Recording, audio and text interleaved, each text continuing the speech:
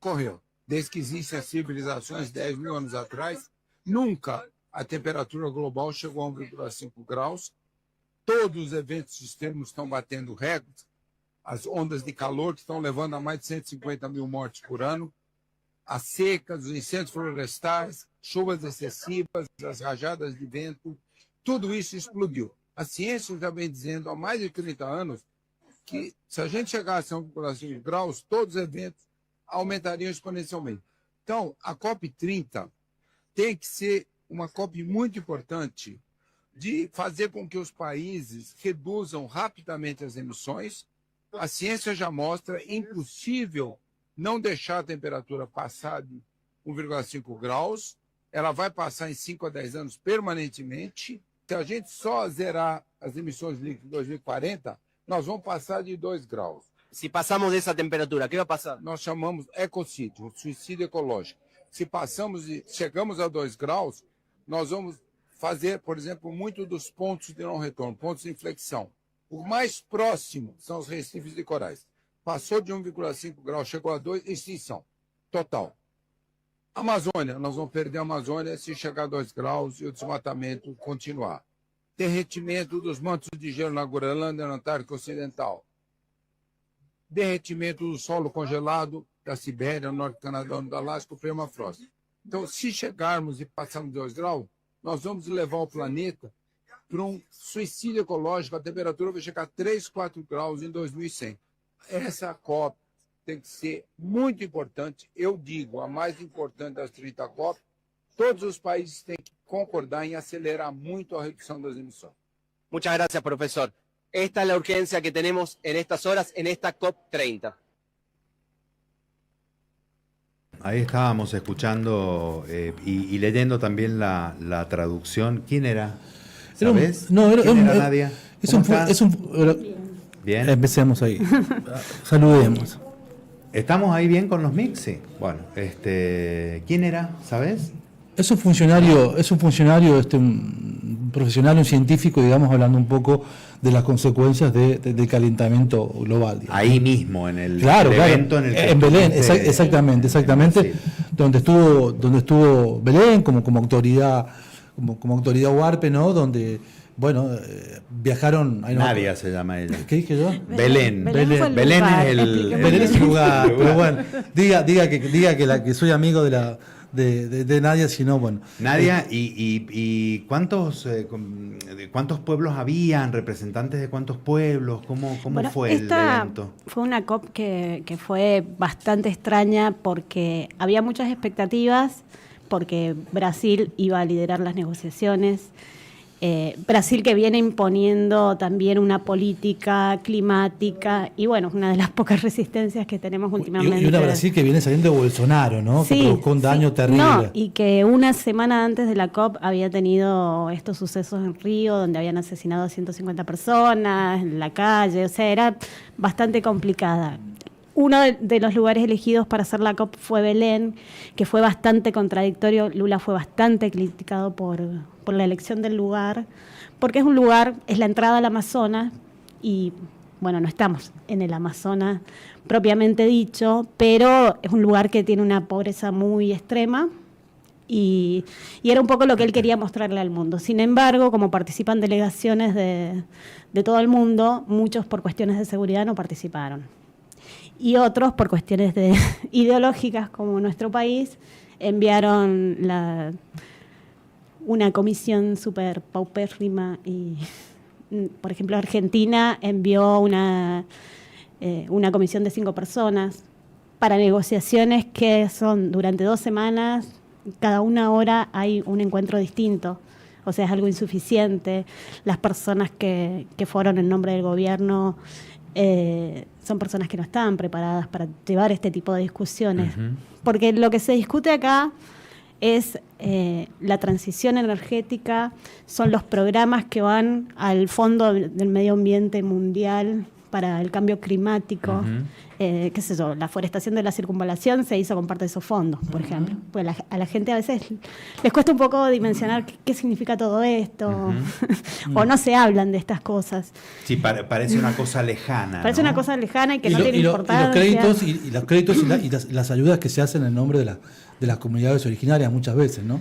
Sí, hay una gran discusión.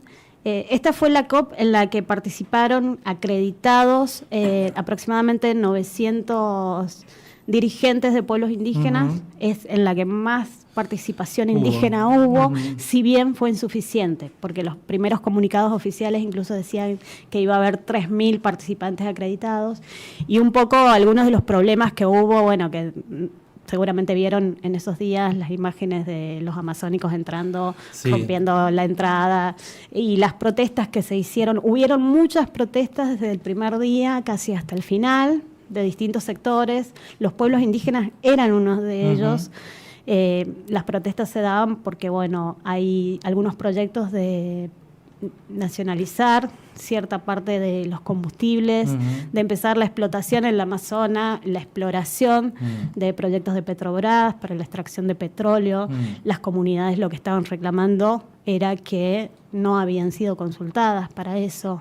Grandes dirigentes como Rawani, que es uno de los dirigentes indígenas amazónicos, que es uno que tiene como un plato acá, que Sí. seguramente Sí, lo habrán sí, visto sí, sí, en sí. muchos, que incluso él estuvo en la asunción En de la Lula. asunción de Lula, era uno de los que estaba. Estuvo y habló, y bueno, su voz había sido muy crítica ante la COP porque hay muchos avances que no se habían dado en Brasil, como la demarcación de tierras, que era algo que con Bolsonaro había retrocedido a foja cero.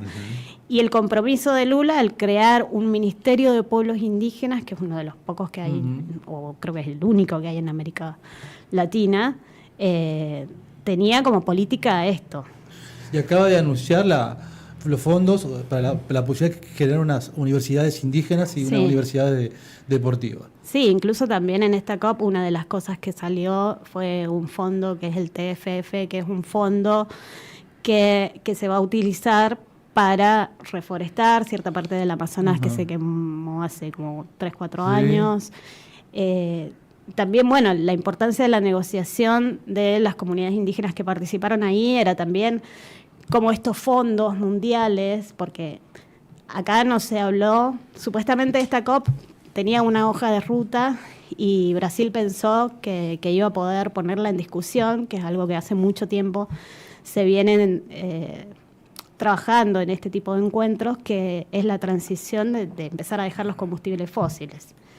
El tema es que ahí también hay una discusión que a nosotros como país, por ejemplo, nos toca de lleno, porque dejar los combustibles fósiles, como el petróleo, el gas, significa invertir en nuevas tecnologías, que si bien, por ejemplo, la energía solar, que es donde China tiene un gran poder. Vuelve un año para hacer las motos del orto, esas que tienen las baterías Sí. con Claro, uranio. pero la extracción de litio, la extracción de tierras raras que tenemos nosotros en nuestro país, o sea, porque nosotros somos el sur global, nos llama el mundo.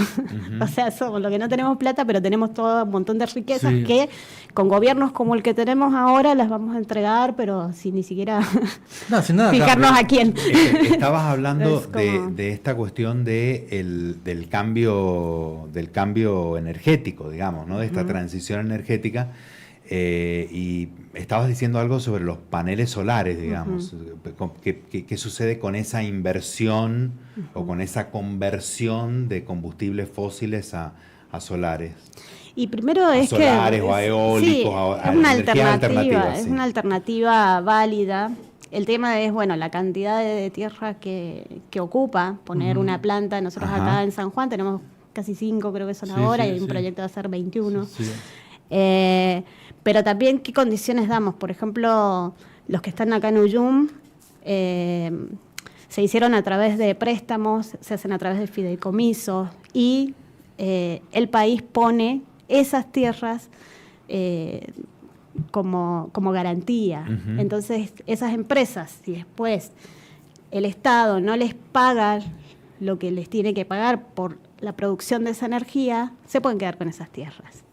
Entonces ahí hay como muchas trampas de decir, bueno, estas transiciones energéticas se tienen que hacer, hay un montón de cosas que podríamos solucionar. La energía que se produce en estos parques solares que hay, por ejemplo, acá, se supone que, bueno, iban a alimentar al sistema interconectado nacional. Claro, o tenemos como, por ejemplo, qué sé yo, la producción de energía hidroeléctrica, por eso se supone que construimos tantos diques, nunca llegaron a la cota necesaria para producir energía. No, y ahora los eléctrica. están vendiendo, los están rifando. Y por ahora dos sirve para monedas. turismo. No, Me llama la atención que todo termina en lo mismo, ¿no? Todo termina en la Pero cuestión está del diseñado, territorio, está ¿no? diseñado un poco de esa nuestro manera. territorio. Pero claro, que son territorios de nuestros antepasados, de los antiguos, ¿no? De las comunidades originarias que se han encargado de cuidar esos territorios durante décadas y décadas y décadas. La verdad que... Sí, a ver, está bien. Hablas específicamente de los territorios de nuestros antepasados, nuestros ancestros. Digo, porque la defensa contra la explotación, la mega minería, sí. es un reclamo que de las comunidades Por huarpes supuesto, de hace años y de años, Por no es de ahora. supuesto, pero también es ¿cuál es el problema de esto que vos decís? Que esto excluye al resto de los argentinos que deberíamos estar muy preocupados por la entrega de nuestro territorio a capitales nacionales. Y eso sumarle Entonces, solo circunscribirlo a la cuestión del reclamo territorial de los pueblos indígenas deja afuera a millones de argentinos que deberíamos estar preocupados porque esta es la discusión. Esta es la discusión. Vienen por nuestro territorio. Bueno. Sí, yo el tema no es que sé, lo por ahí, tiro, digo. Sí, como- sí, sucede. Bueno, una de las discusiones que había acá era, por ejemplo, cómo se trataba el tema, o sea, si se incluía también a las comunidades locales en esta discusión. El tema es que los pueblos indígenas tienen una legislación y una protección a nivel internacional. Ujú. Entonces se puede hacer cumplir los derechos. Pero bueno, para que se puedan cumplir esos derechos, a veces hay que llegar a organismos internacionales, a la ONU, a la Comisión Interamericana, pero eso demora 20 años para que pueda llegar a haber una resolución. Por ejemplo, acá lo que se discutía era, bueno, muchos países piensan apartarse del Acuerdo de París, como por ejemplo lo hizo Estados Unidos. El Acuerdo de París es un acuerdo que vino a sustituir un acuerdo anterior, que era el de Kioto, que en realidad no era vinculante judicialmente. El Acuerdo de París sí.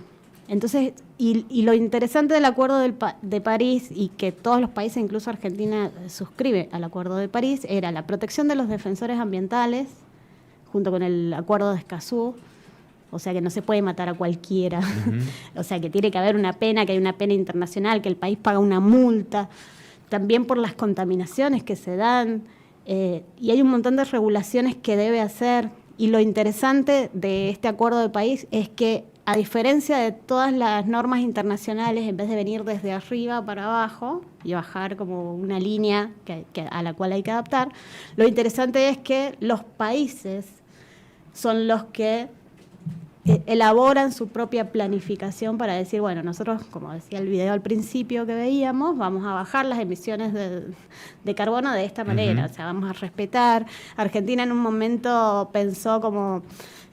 si empezaba a legislar sobre ciertas áreas protegidas, eso hacía que esos territorios quedaban intangibles, y eso vino a traer bastante, en la época kirchnerista, fue esto que varios parques nacionales, como el Parque Aconquija, se declararan parques nacionales, y esto vino a traer también problemas con las comunidades locales, con las comunidades indígenas, porque empezaba a quitarles el territorio con una supuesta protección que no es Estados tal. y multinacionales y millonarios como Sí, DiCaprio sí. y otros más, digamos, que ponen mucha guita justamente para generar estos negocios.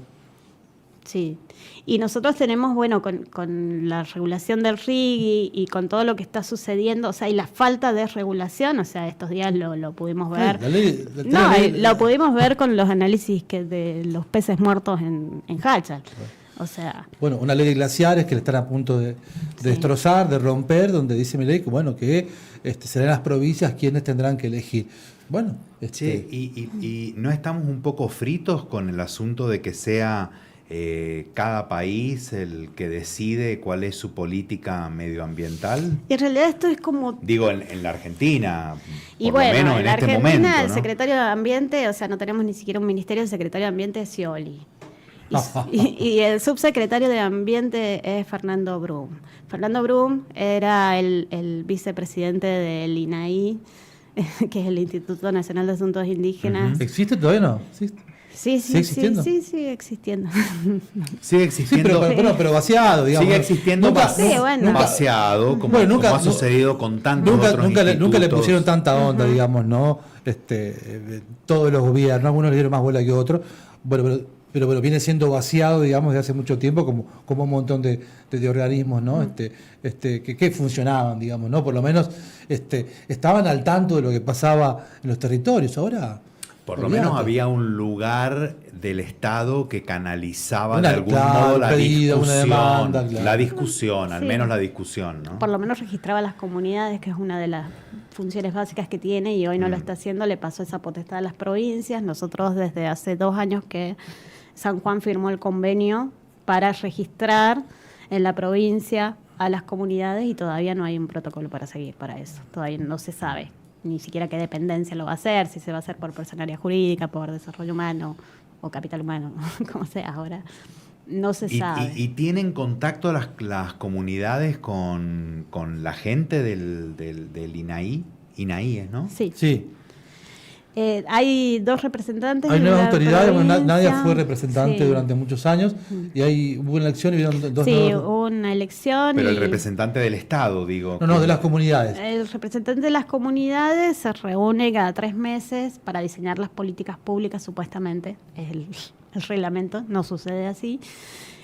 Con la autoridad del INAI, que es el director actual del INAI es Claudio Abruj. Esa es la pata estatal, Sí, digamos. Ajá. sí, Que estuvo con Macri, fue funcionario de Macri, ¿no? Estamos Sí. hablando del mismo. sí, sí. Que fue secretario de Derechos Humanos. Claro. El que empezó con El gobierno de Macri, que recordemos estuvo baleando manifestantes en el sur. Bueno, y que también empezó con el tema de la cantaleta del curro de los derechos humanos, digamos, ¿no? Porque si no, queda como que hay cosas que pasaron solamente con Milei. Bueno, muchas de estas No, cosas. es una continuidad. Es una continuidad. Muchos o sea, los funcionarios que hoy están tomando decisiones no son libertarios. O sea, son funcionarios macristas, son los mismos empresarios que siempre estuvieron, los dueños de los territorios, los dueños del agua, los dueños de todo. Sí, claro. Nadia, ¿y qué palpaste ahí como preocupación común, digamos, en función de los foros de los que participaste? Según me decís, eran medios cortos, medios cortinas para exponer, o bueno, el tiempo siempre es corto en ese tipo de eventos también, ¿no? Pero ¿qué rasgos ahí como en común encontraste? Y bueno, la situación de los pueblos indígenas en todo el mundo es muy parecida.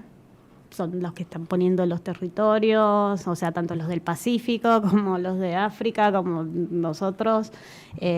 Todos tenemos más o menos la misma problemática.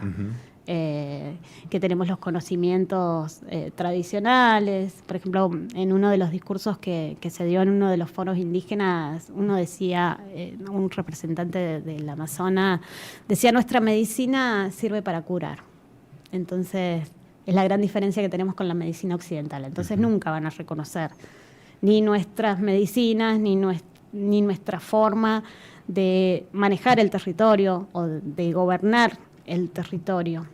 En esta hubo una gran discusión y que quedó en el documento final, se puede decir como una de las pocas cosas que quedó, la consulta a los pueblos indígenas y una parte del presupuesto también de estos fondos, porque estas negociaciones terminan como cualquier tipo de negociación en cualquier parte del mundo, o sea, los poderosos que tienen los fondos La tarasca. y los que tienen la mano de obra barata, Claro. que somos casi todos nosotros, terminan discutiendo eso. ¿Qué porcentaje, o sea, por ejemplo, ahora de los fondos esperados que iba en esta COP, cosa que no pasó en la COP de biodiversidad, por ejemplo, que se hizo en Cali el año pasado, en ese momento, bueno, a Petro le vaciaron un poco más el apoyo. Por ejemplo, a Petro no le fue casi ningún presidente. Ahora, en esta COP sí fueron 5 de América Latina, no los más representantes, o sea, no fue la presidenta de México, fue solo Boric, como los Bueno, pero grandes. si bien, por supuesto, la crítica siempre tiene que ver con con el capitalismo extractivista que nos está matando y que también, por supuesto, fue llevado al frente por presidentes progresistas, latinoamericanos, digamos, ¿no? Pero que también tienen que ver con esta historia de decir, bueno, no tenemos dónde sacar guita, ¿no? Y siempre tiene que ver con estas explotaciones, con este capitalismo extractivista que provoca un daño muy profundo en las comunidades, digamos, ¿no? Y que bueno, y hay una situación que lo vemos nosotros en la provincia, un calor que es inhumano, que no se puede explicar, ¿no? Un 20 y pico de noviembre, un calor donde si no estás debajo de un aire acondicionado, estás frito, digamos, ¿no? Bueno, y sin contar la perversidad del contexto económico actual, que no lo tenés y no lo podés usar. Claro, te quitan el subsidio si te pasas de... O sea, ahí... Sí, o no lo podés garpar directamente. No podés pagar la factura. Sí. Bueno, vamos a algo lindo. No sé si lo tenés por ahí, David, el flyer de la presentación del libro, ya que invitamos a la gente que vaya mañana, que se dé una vuelta por la Coaxa, ¿no? Se presenta un libro de la Anta Quiroga, es un segundo libro, ¿no? que habla un poco sobre la historia de Anta, ¿no? como militante, como abuela huarpe, que viene con su militancia de hace muchos. Educar para la vida se llama, de Anta Paz Argentina Quiroga, que es tu abuela. La abuela. Ahí está la Anta, ahí tenemos el flyer.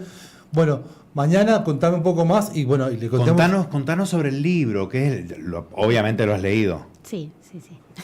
Lo leí y lo aprobé. ¿Has estado ahí como también en la redacción, en eso o no? Estuvimos, o sea, esto es un trabajo que bueno,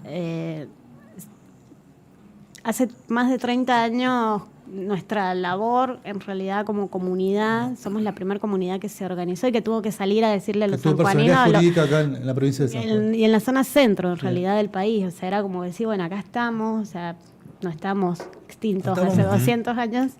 Entonces, porque era el discurso que la escuela venía a reproducir, incluso a nosotros mismos nos decían, o sea, los huarpes se extinguieron hace 250 años, o sea, tu apellido es tal, entonces no podés. Y en ese momento, bueno, mi abuela en particular, que es Amta, con otras abuelas que también están reflejadas ahí en el libro como una especie de homenaje, la mayoría ya no vive, de distintos lugares de la provincia, comenzaron también a recuperar esta identidad, a tener que decirla públicamente, algo que había quedado siempre como en el seno de las familias, que incluso no se decía, no había necesidad en esa época. Pero bueno, hubo un momento en el que sí, ya cuando se nos estaba negando la propia existencia, la propia identidad, y fueron momentos muy duros. Hoy, por ejemplo, hay 36 comunidades en la provincia, huarpes y diaguitas. Hoy es súper fácil salir, militar la propia identidad. En ese momento era una cosa bastante... solitaria, ¿no? Y bastante violenta. O sea, la misma universidad, salía los medios de comunicación. Sí, mujer. Sigue, y sobre todo mujer, soltera, o sea... negra, claro, huarpe, de todo, tenía rulos, o sea, era como...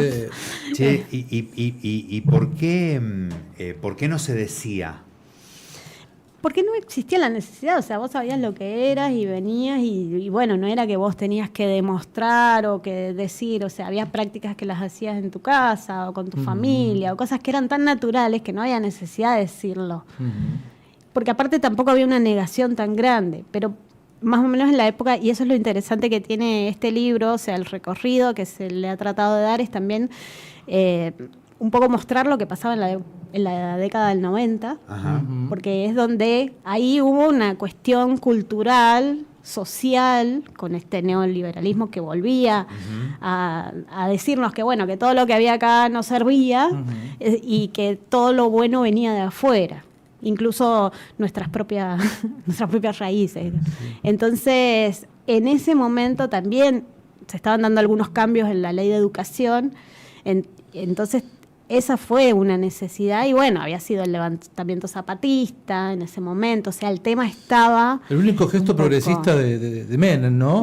En la reforma de la Constitución del 94, bueno, y esta inclusión, ¿no? Este reconocimiento de los pueblos originarios persistentes antes del Estado-Nación. Sí, bueno, está bien. Bueno, pero sí. Está bien, pero digo, porque vos decís el único logro de Se lo pasan por el orto, por supuesto, Se ¿no? lo atribuís por ahí a Menem y No, eso fue algo que hizo el eso te- Congreso. No, eso ¿viste? fue militancia, eso fue una Sí. militancia. Claro. Eso fue una militancia te de voy la a ANCA. regalar un libro para que sepas cómo fue. Es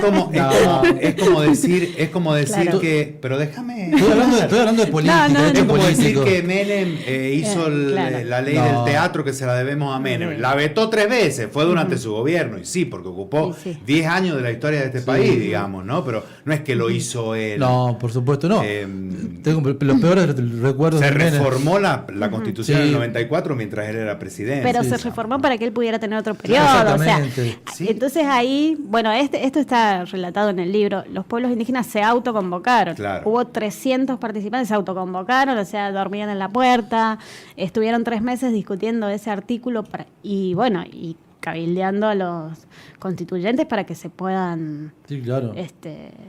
para que pueda quedar en la Qué Constitución. qué linda palabra que utilizás. Qué lindo reivindicar la palabra cabildeo.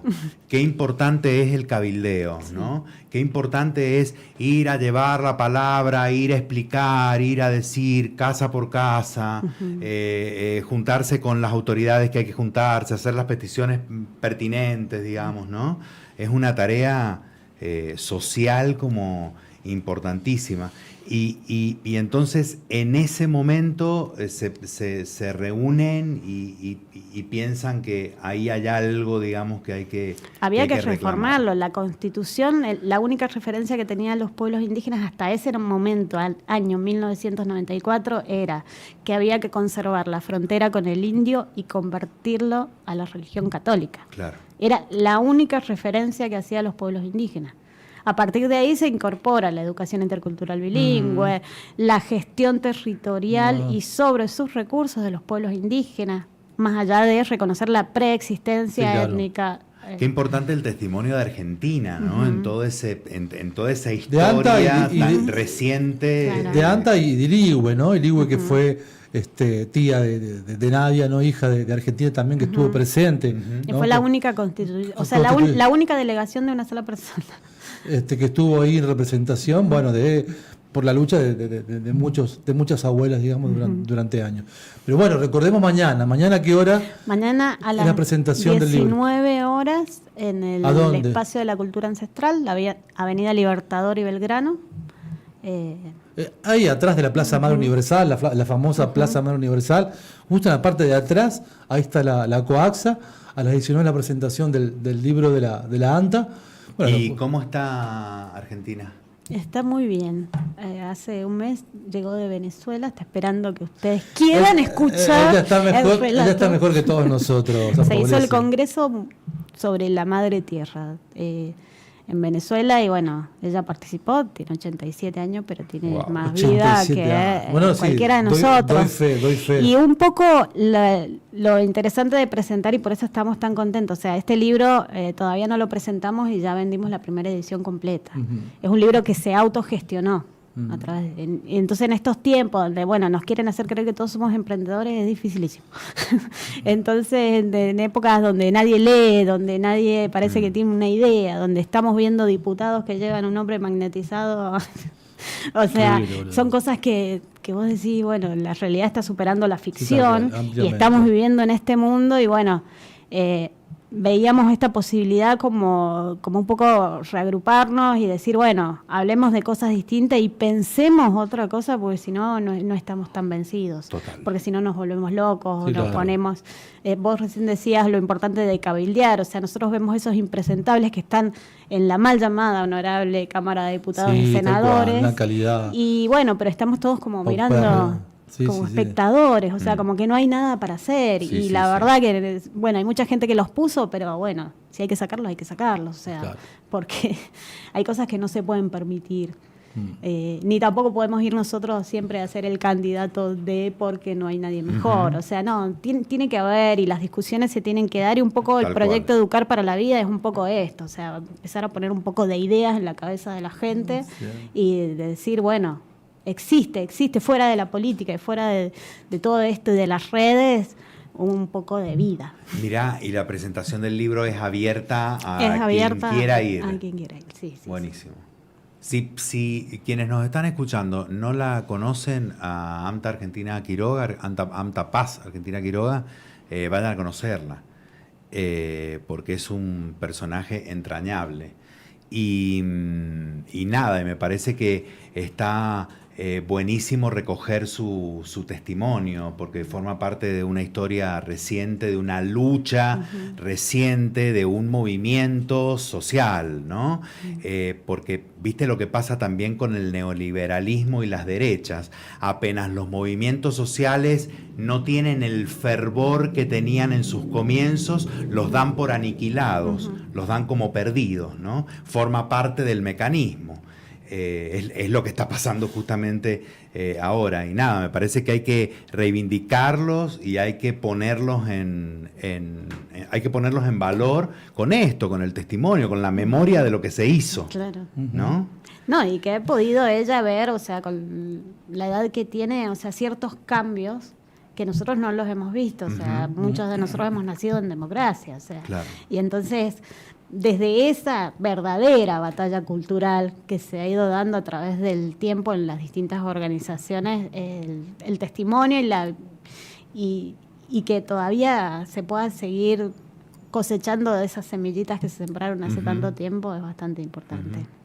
Bueno, ¿cerramos? Sí, claro. Yo me quedaría Sí, por supuesto, pero que le invitamos que hasta, hasta las 12 que de la se noche. quede, que se quede nadie. Yo calculo que algo va a invitar San Paulesio, no sé. ¿Qué o no. quiere? No. ¿Qué quiere que le invite? Un vino puede ser. Dígame. Un vinito. Usted ha cobrado, me han dicho. A usted me han dicho que ha cobrado. Mire, tenemos que seguir con el programa. Tenemos, ya ¿Qué está quiere, un vinito? No, ¿Quiere que eso- vaya a comprar de cajita? ¿Les gusta de cajita? Mire, uno ¿Le se gusta tiene, de cajita? uno se Pero tiene, entonces tiene que adaptar. se tiene que adaptar al momento, la época, ¿no? El tema es cuando vamos naturalizando, ¿no? Claro. El ajuste, ¿no? ¿Qué ajustamos? Sí. Ya no se puede ajustar más nada, quiero decir, ¿no? Recién hablaba sobre la ficción y la realidad y yo pensaba, Bueno, es tanta la ficción, ¿no? La ficción sobre esta realidad que provoca como una especie de rendición también en la gente, ¿viste? Lo que- correrme de ahí, no me lo que- interesa. lo que- Yo igual tengo que salir a laburar todos los días, ¿viste? Te Sí. dicen ese tipo de Lo cosas. que pasa es que no hay un espacio, ya no hay espacio donde esconderse o donde negarse, porque está rompiendo absolutamente todo. Todo. Cada sector, cada colectivo, está rompiendo absolutamente todo. Eso es lo que está pasando. Bueno. No está muerto que en pelea. No, bueno, acá estamos.